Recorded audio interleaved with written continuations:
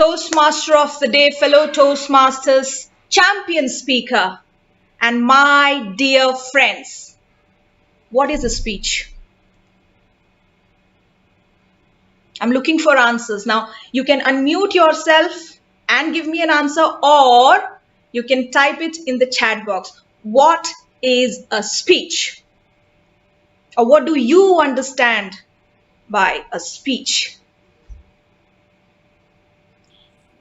Speech for me is a kind of mass communication where you want to say to people what you want to say in words which are acceptable for a group of people. Okay. And Toastmaster Anurag says it's the sharing of ideas. Now, let me tell you. Presentation of ideas. Okay.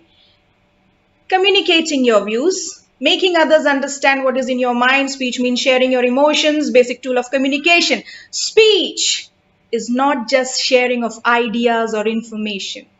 It is also sharing of yourself, a part of your personality. As somebody had said, that as a man speaks, that is what he is, right? So speech is not just about sharing information. It is all about sharing a part of yourself.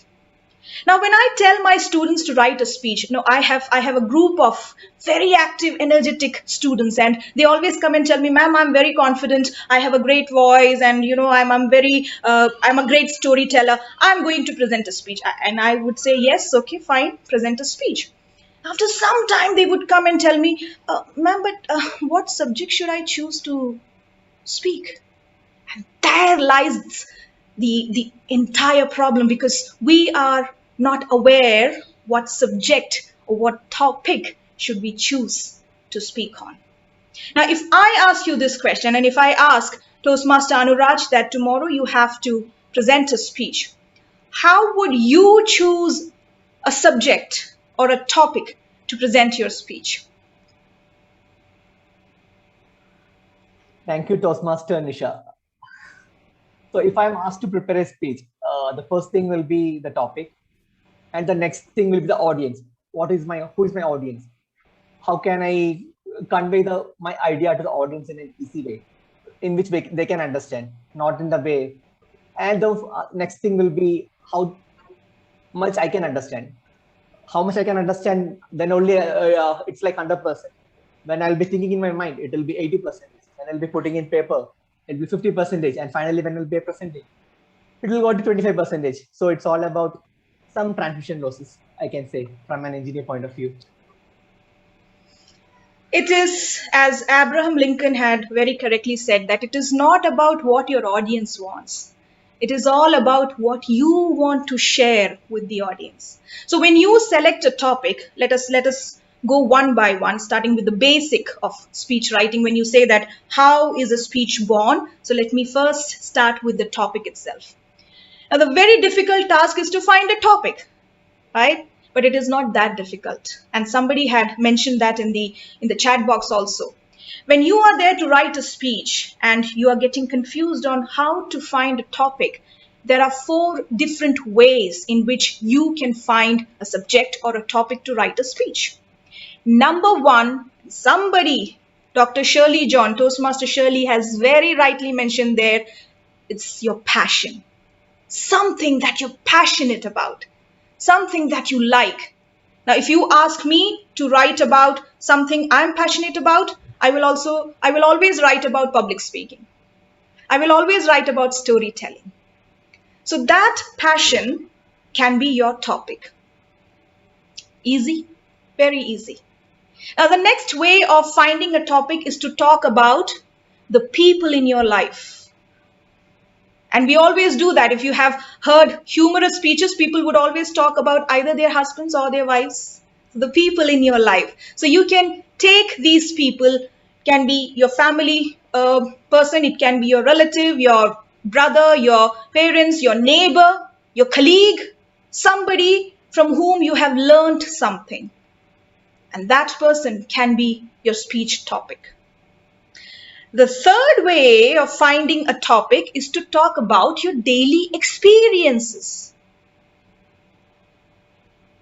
You get up early morning, you went to the kitchen, your wife is cooking and something happens, then there is an argument, you say something, she responds, and in that daily experience, you learn something.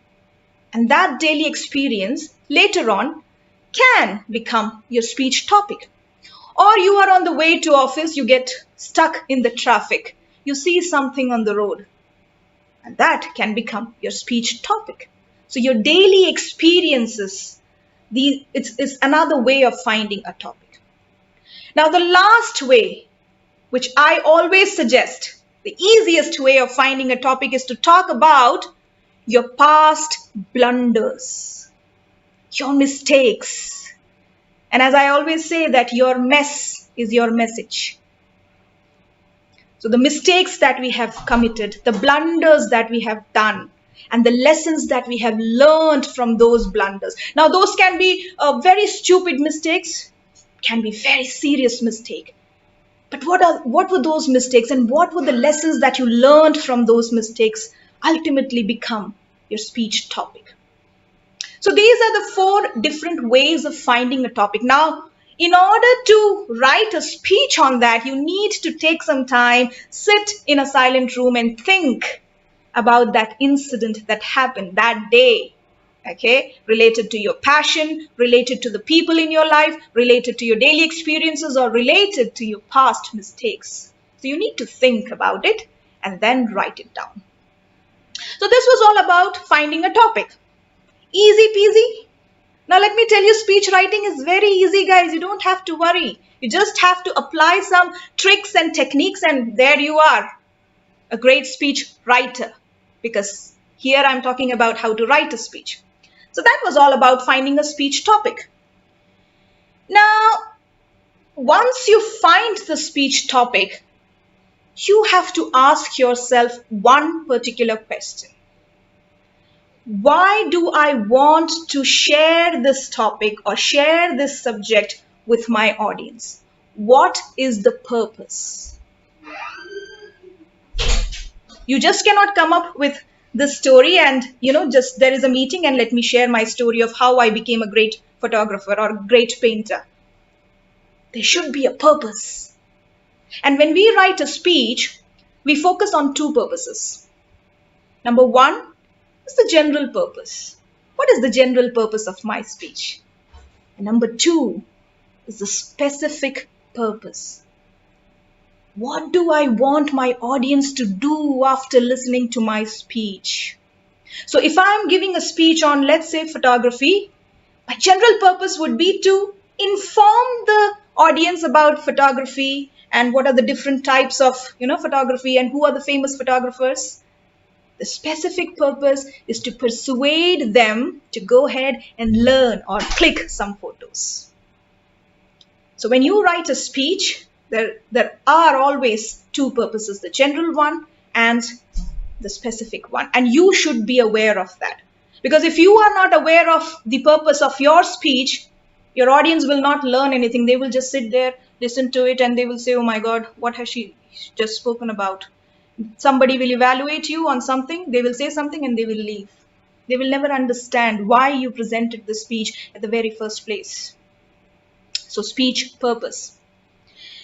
Now my question to all of you, and I will come to that later, but before that, when you write a speech, all of us know that a speech has a structure, right? All the speeches, they carry a structure. How many of you know that?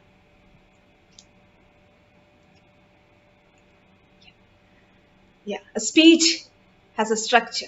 Toastmaster Anuraj is looking here and there. What should I say?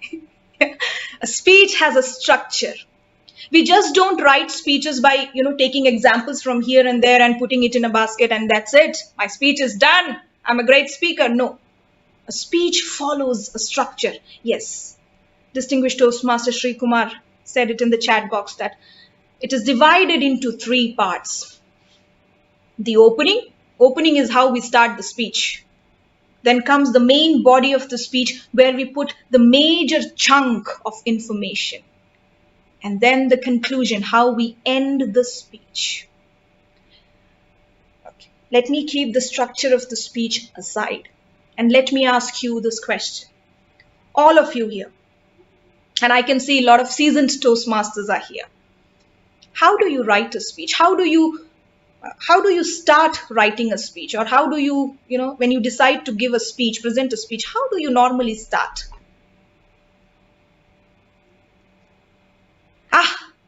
Catchy title. Very good. Okay. Who else? Gavalier, Aham, how do you normally start writing a speech? Message, an incident, okay. Appropriate quote, very good. Beena S, story.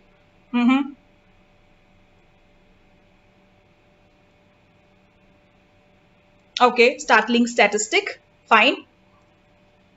Giving life examples, getting attention from the audience.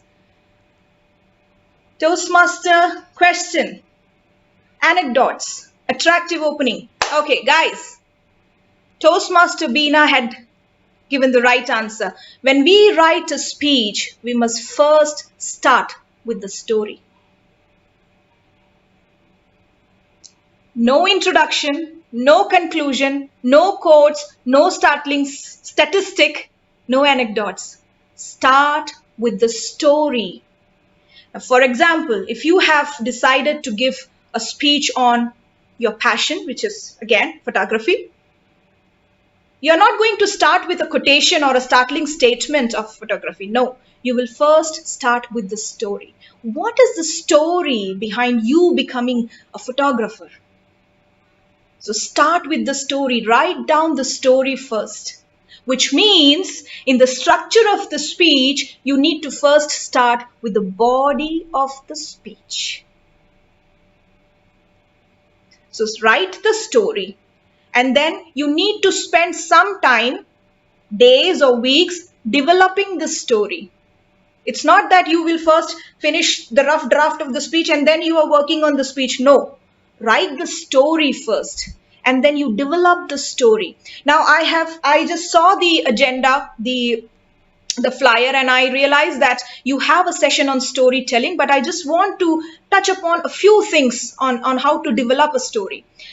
So when you start with the story, when you write down the story, it will always be a rough draft. Now, what you need to see there is, you need to see first that whether there is a conflict in the story or not. So always remember this formula: conflict, solution, transformation. So when you write a story, you have to first establish a conflict. Now, what does a conflict mean? Conflict literally means fight. Yeah, but here in speech writing or in storytelling, conflict refers to the challenges or the problems or the obstacles that we face. So if I'm going to give a speech on photography, I have to first tell you the conflict, the problem that I faced in becoming a great photographer. So I can say that, I did not even know how to hold a camera, or I did not even know how to click great pictures. That can be a challenge that I faced. Or I can always say that, I had blurred vision, so it was very difficult for me to look at things and click pictures. That was my challenge. So I established my conflict in the beginning itself. Now, when you have a conflict, you must give us a solution. You cannot leave your audience just by telling them I had a problem, but then I became a great photographer. The question would be, how did you do that? Because probably in the audience, somebody would be there having the same problem. So they want to know, what is the solution? What did you do? So after you establish your conflict, you tell them the solution. Now here in this case, what can be the solution? I attended some workshops. I had a mentor who was a great photographer. He taught me the techniques of taking pictures. So this can be the solution. Fine, I got the solution, right? Now I need to tell the audience that I applied these solutions and now I have transformed from an amateur to a professional photographer. You need to tell us the journey. You just cannot say that, now I know how to take the pictures. Okay, then what did you do? Did you do something with that, or you just sat at home and with your camera? No, you need to tell us the transformation. That I understood the techniques. I took great pictures. Probably I won the contest of photography. Now I conduct a lot of trainings on photography. Transformation. So this should be your formula when you are writing the story, developing the story. Conflict, solution, transformation. Easy? Easy? Now comes the second interesting part in the story are your characters. You need to have characters. Now these characters can be a positive one who would say, Nisha, don't worry, you have this problem. You can do it. Go ahead and do that. Follow your passion. Positive character. Negative character. Somebody would say that, what are you doing? You don't even know how to hold a camera. You can't do it. Just forget about it. Negative character. So you need to have characters in the story. Why do you need characters? Because characters make the story interesting. And when characters are there will be a lot of drama in the story. And people would always remember that story just because of that character. Now, how many of us remember some movies because there was a very powerful character in that, right? So you have to have characters in that story. Now, when you have characters, you need to have conversations. You need to have dialogues between the characters or between that character and yourself. Now, somebody had asked me that, is it important to have a living character in the story? No, it's not. You can have a character, a non-living thing also as a character that is an important part of your story. A non-living character like a toy you are fond of, like your shoes, your pen, pencil that has an important in the story that gave out some message to you. So it can be a non-living character, non-living thing also. So you need to have characters, you need to have conversations. And this is how you're going to develop your story. So at least few days or week you need to spend only to develop the story. Now once you develop the story, you have to first understand the message clearly in your mind. And you have to make sure that your message can be clearly written in one single sentence. So tomorrow, if somebody asks you that, Toastmaster Safir, what is the message of your speech? Now, you should not be sitting there and explaining the message for 1.5 hours. No, it should be clear in one single sentence. People should get the idea in one single sentence. And my mentors have told me that your message should be within 10 words. So in the last semi-final speech, when I gave the speech, the message was, you get what you earn, not what you envy, within 10 words. And the picture is clear that you need to work hard for something. You should not be, envying other people. Finished. Right? So your message should be within 10 words. Now, once the message is clear, that is when we are going to write the introduction and conclusion. It's not that we will start with a very catchy title and then we will write the introduction and then the story and then the conclusion. No, the story, the message, and based on the message, we will now work on the introduction. Now, introduction. And I completely follow this and I completely agree with this. When somebody had said that the moment you start your speech, the audience will make it, or they will understand whether you're going to make it as a speaker or break it. Which means your introduction should be very, very powerful. It should be captivating and attention grabbing. Because the attention span of human beings is very, very less.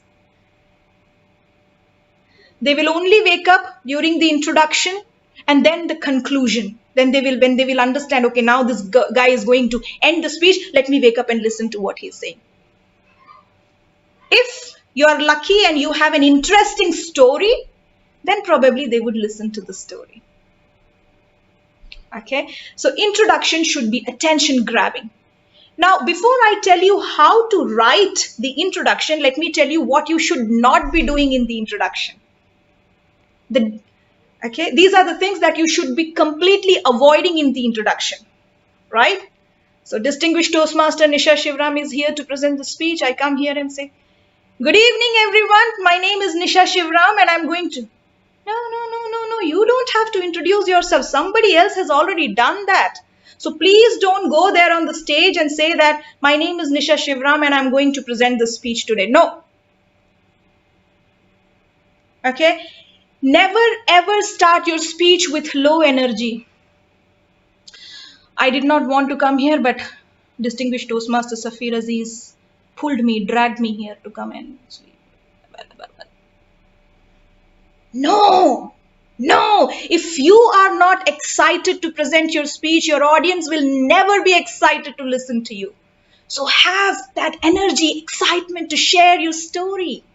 Keep that smile on your face. And never ever start your story with a low posture, shoulders down, and you're standing like this. No, stand straight, shoulders up, smile on your face. Never ever start your speech immediately. The moment you come on screen, you're just Toastmaster of the day fellow. No, it's not required. Follow the 4S. I call it 4S. What is 4S? Stand. Okay, now here in the screen, you can sit. Okay, if you're not standing, sit. Or when you're on the stage, stand. And stand in the correct posture. Okay, stand. Second S, stare. Stare means look at your audience. When you look at your audience and make eye contact with them, you are trying to establish a bond even before you start speaking. So stare. And then you smile. When you will smile, somebody would definitely smile back at you. Yeah? Smile. And then speak. So you need to take at least 6 to 8 seconds to first create that atmosphere. And then you speak. So these are the things that you need to do and the things that you need to avoid. Now, how to write a captivating or attention-grabbing introduction? And as I said, based on the message of the speech, stare, yeah. So based on the message of the speech, we need to write the introduction. And there are 5 ways of writing introduction. Number 1 is the question introduction. You can always ask a question to your audience. Why question? Why can't I just start the speech like that? Why do I have to ask? When you ask, you are giving an opportunity to your audience to think and respond. And that would help, or that would actually make your audience listen to your speech.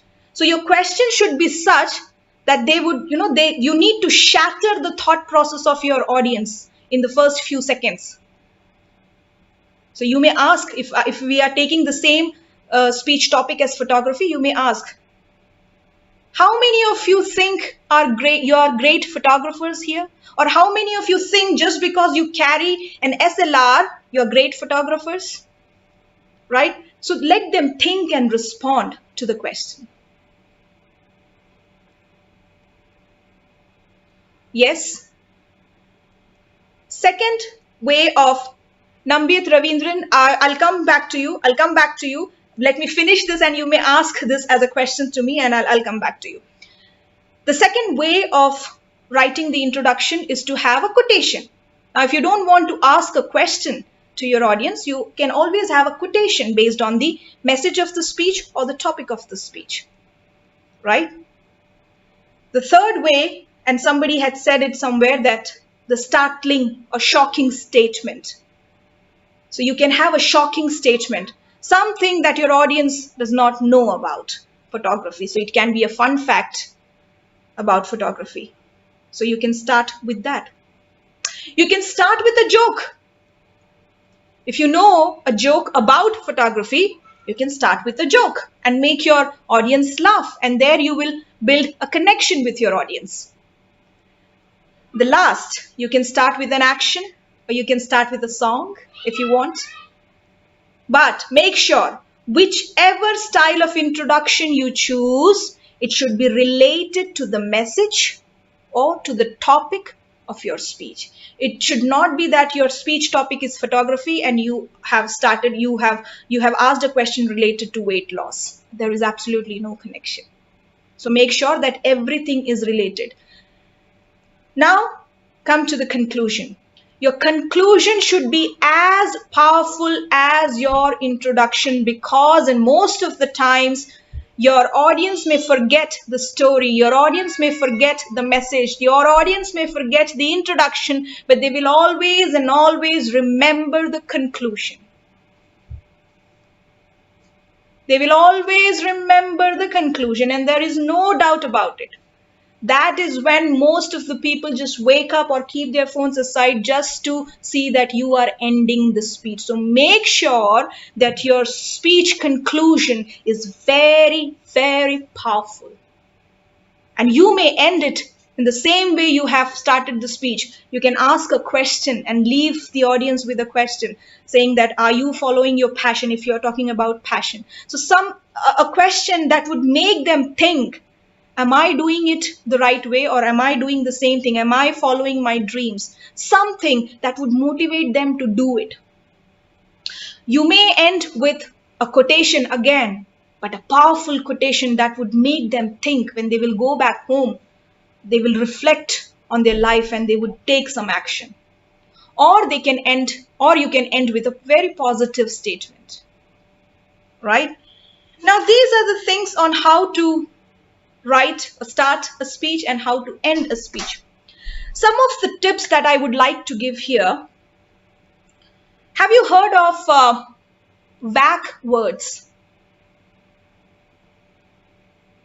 Vac words. Toastmaster Safir, I don't expect that from you. You're looking at me. Vac? What is that?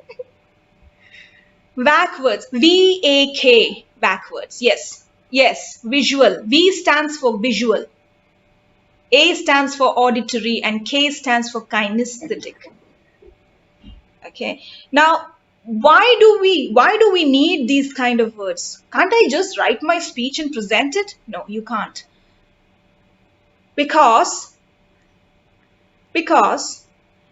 right here now we have got around 60 people.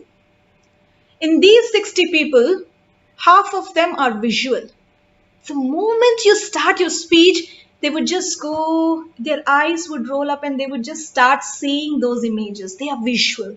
They love to see those images, right? Half of them would be auditory. They are into music. They love sound.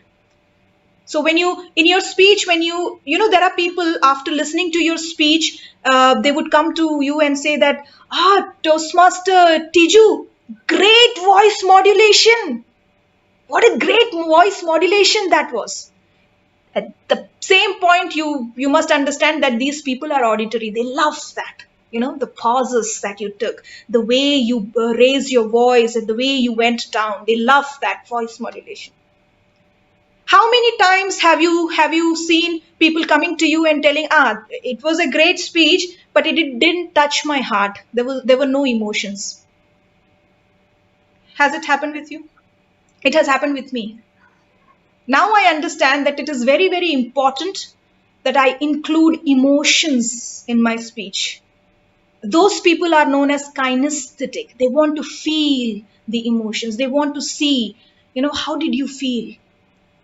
What happened to you? So you need to include words that would help the audience feel the emotions.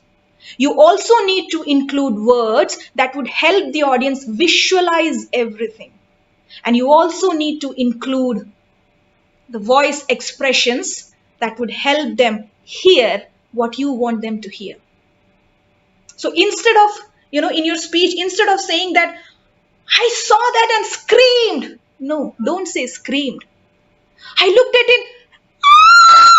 It would make more impact rather than saying that I looked at it and screamed. So these are the different kinds of, or we call them VAK words. you need to include to make your speech beautiful. The other tip, and we have learnt it, to use rhetorical devices. Visual statements, that is what I said, visual words. When I say back words, visual statements or visual words, colorful words. So when I say that I went into the room, there was a black sofa with red cushions and a blue curtain. Now the picture would be clear. So you need to describe to make it more, visually beautiful. Okay. The other tip is to use rhetorical devices. We all know rhetorical devices, the English grammar people here. Yeah. Rhetorical devices are those words that help rearrange the sentences in a way that would make the sentence even more beautiful. So what are those rhetorical devices? It's basic English class. Similes. What is a simile? What is a simile? Somebody got up now. What is a simile now? Simile. As pretty as Nisha. Correct. Absolutely right.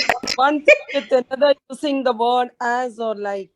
Exactly. When we use certain words to have a comparison, when we compare someone with something else, using the words like or as, it becomes simile. The same sentence can be used to compare without using the word like or as, it becomes a metaphor. For example, when I say that he runs as fast as Usain Bolt, it is a simile. He is the Usain Bolt of my school, it's a metaphor, right? So make sure we use a lot of similes and metaphors. When I say that I was as angry as a bull, right? Simile. So similes and metaphors. So these rhetorical devices enhance the beauty of the speech. Last thing, always be specific. Use specific words. What do I mean by that? Use specific words instead of saying that when I was a small child. Instead of that, you can say that when I was 3 years old, or when I was 5 years old. Be very, very specific. So if I tell you that when I went out, it was too cold. Now you would not understand the intensity of the weather. But if I say that it was -4 degrees outside, too cold, right? So be very, very specific. Do not give vague information in your stories or in your speeches. This is how we need to start writing, organize our thoughts and put it in a structured format for our audience to understand and follow what we are trying to say. So this is the correct way of writing a speech, and this is how a speech is born. I hope I covered all the points in speech writing. Now, if you have any questions, you may ask me. I saw something here. Toastmaster Nambiyat Ravindran. Sorry, sir, I did not understand what you were saying. If you could just rephrase it and ask me. Sir, please unmute yourself. Please. Ravindran, sir, unmute yourself, please. I became so excited, so I forgot to unmute. Okay. See, depending on the topic as we deliver, and depending on the person, you can deliver a speech in a unique style. It's not necessarily that you need to follow a certain pattern as such. There is no pattern as such. I have seen speakers, they follow a totally different pattern, what is not traditionally followed, but still they can make the audience quite excited and interesting. So it depends on how you deliver your speech. You can take your own unique style to structure your speech or organize your speech. Not necessarily that we have to follow a certain pattern, laid out pattern to follow the speech. That's what I mean. Sir, I absolutely agree with you. When it comes to professional speakers and somebody who's very experienced, they can have any sort of format, or they should not be following any format. That absolutely fine. But I strongly believe that, as a beginner, or when you are learning how to write speeches, when you follow certain format, it is always useful. It is always, beneficial that you follow a format and write a speech. After few years, even if you're not following the format, and if you are a very, charismatic speaker, You don't even say a word. You just stand on the stage. People will look at you and clap. That is what the power of a charismatic speaker is. Now, if you ask me, I have started my speech with actions. I have started my speeches with songs. I have started my speech with various sounds. But when I started as a Toastmaster, or when my journey started, I followed this format. And even now, when I write speeches for contest, I follow this format and, go by the format and write my speeches. So for beginners, I would suggest that you do this. Once you are 2 or 3 years old, you may do whatever you want. But when you're beginning, I would suggest that you follow the format and do it properly. Understand the basics of speech writing and public speaking and follow it. Excuse me, something which I would like to add to Toastmaster Namjit Ravindran. In fact, in my earlier days, I used to start with a story, like straight away go to the stage and start with a story. But it had its own impact. But after listening to a lot of talkings and learnings in YouTube and all, now I have made it like what is there in the standard format, like opening, body, and conclusion. Now I'm really confused. I'm in the confused stage. What should I do? May I know why this confusion? Thinking that should I follow the format or should I just present it the way it is? Well, I received the positive feedbacks as well as negative from a few people. And that time I was not in a condition to move forward in the competition, especially in Toastmasters. And then I did my rethinking as well as I attended some workshops and learnings. And then I got this format. I adhered to it and it has got its own effect. But still, it's like I'm following a structured path. See, I'll tell you what, even if you listen to TED Talks, they have a format. And they follow the same format that we are following here, because I have been on TED stage, and when I sent them the speech and I just sent them a rough outline, and they asked me to write it in the same way with the proper opening and then the main chunk of information and then conclusion. Now, you can structure it in your way. When I say you can structure it, it's not necessary that you have to start with a question or you can start with a quotation. No, the introduction, you can put it your ideas, but the structure, introduction, body, conclusion, it should be there. It should not be like that, distinguished Toastmaster Tiju Cherian came and he just started telling a story and the audience is like, what is it? No, you need to first start with an introduction and then move on to the example and then the conclusion. This is what, I was surprised when I sent my speech to TED and they said that you need to structure it in this way and then present it again or send it again. So the format should be there. The structure must be there. Thank you. And I would like to echo all who were listening to your voice that yes, we had an amazing session and great learning, especially the conclusion part. I never pay attention to the conclusion part. And when you said that that is one of the most important thing, I was like, oh my God, I have been doing something wrong all this day. Thank you. Wonderful session, great session.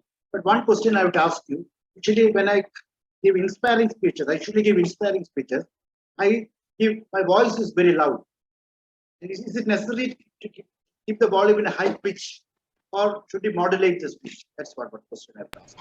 Okay, first of all, voice modulation, people ask a lot of questions on voice modulation, and normally people think voice modulation means changing the voice. When you have characters and you change the voice, it's voice modulation. No, voice modulation is all about how you control your voice. And when I say controlling the voice, it's controlling the pitch, the higher and the lower, and then controlling the pace, the speed in which you're talking, and the pauses that you take. Now, you are already a loud speaker. Okay, you said that your voice is loud. Now, here I would suggest that if you can control that loudness, probably try that. Or if you are using a microphone to speak, okay, you need to adjust the microphone in a way wherein people should not feel that you are literally shouting or screaming at them. That is number one.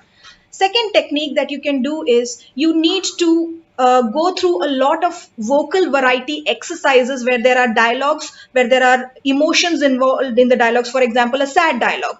How would your voice, will you express with your voice when there is a sad dialogue? Your voice needs to go, it should go low. Are you able to bring your voice to this low level? You need to first understand that. Or is it that you are always at the higher pitch even when you are saying that, oh, I am so sad? Is it like that? Or, oh, I'm so sad? Are you able to do it? First you need to understand the variations in your speech. It's okay if you are in high pitch, that is fine. But when it comes to some emotional sentences in your in your speech, how do you express it? That is what you need to understand. If there is a problem in going low, that is where you need to work on. Otherwise, if you're talking in a high pitch, that is fine as long as your speech demands that. But the moment your speech comes to a lower point, you need to understand whether I'm able to do it or express it in the same way the emotions are are mentioned in the speech or not. Excuse me, Thank Nisha. Just a couple of points. Number one, we are almost on, or just a few minutes delayed by time. So any further questions, I request you to put it in the chat window. Nisha will be more than happy to answer that. We'll take one more comment. Our next speaker, DTM Jackson, all the way from Singapore, had one comment, so we'll take that. And I also want to remind Joseph and others that there is a specific session on vocal variety, which is going to be conducted by an eminent speaker on 13th of September. That's a specific focus session on vocal variety. Definitely, I'll join, Safis. Thank you. To attend that. Thank you, Safis. Yeah, DTM Jackson, please go ahead with your comment. And Nisha, I'll let you conclude after DTM Jackson finishes his comment. Thank you, our division director, to Ms. Nisha Shivram. My question is very simple. You just need to say yes. I would like to get your contact. I'd like to invite you to my club in Singapore to share what I've just heard. I've heard many workshops and I'm very impressed. I think you make a lot of sense and I want my members to hear from you. Please say yes.